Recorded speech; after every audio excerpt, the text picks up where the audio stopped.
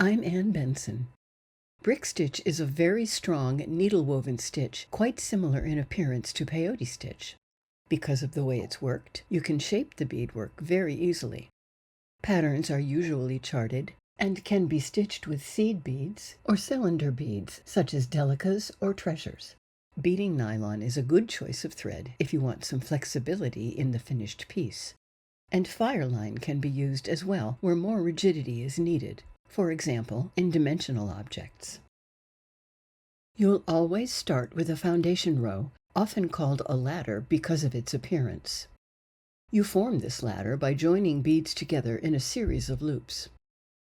You can also use a two-needle method where you weave the foundation row together from both sides.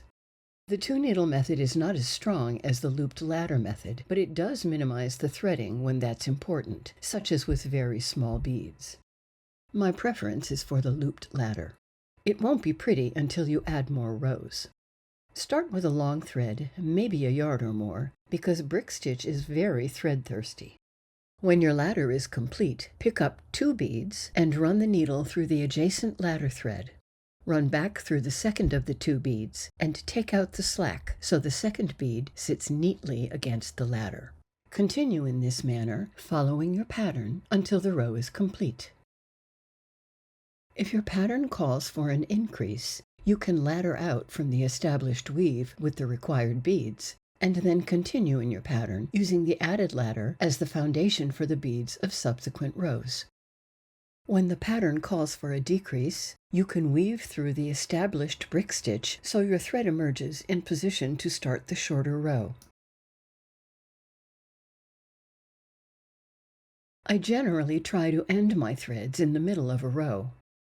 When ending or adding a thread, it's a good idea to go through only 1 bead at a time to avoid bead breakage, which, while correctable, is an unpleasant occurrence at best. Once you've secured the finished thread by weaving it into the existing brick stitch, bring the new thread in so there's about a 1-inch tail. Try to plan your path through the existing beads in advance, with the goal of bringing the new thread out of the last bead added. It's a good idea to make 3 separate short paths. The first toward the target bead, the second away from the target bead, and the third toward and through the target bead. Use a tweezer to pull out the thread tail, then clip it close, taking care not to cut any stitching threads.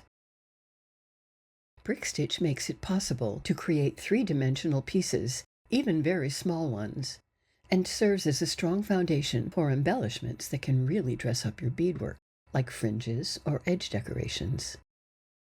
In joining separate brick stitch elements together, I generally start at the top or bottom of the joint.